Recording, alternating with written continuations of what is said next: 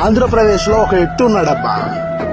ఆ మనిషి బెంగళూరులో ఉన్న, లండన్ లో ఉన్న, విజయవాడలో ఉన్న, ప్రపంచంలో ఎక్కడ ఉన్నా ఆంధ్రప్రదేశ్ లో రాజకీయం మొత్తం ఆ వ్యక్తి చుట్టే తిరుగుతూ ఉంటదబ్బా.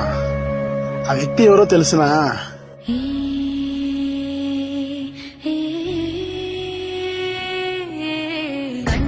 ఒకడైతే పది మించే వాడొకడే, ఒకడు చిచ్చుర ఒకడు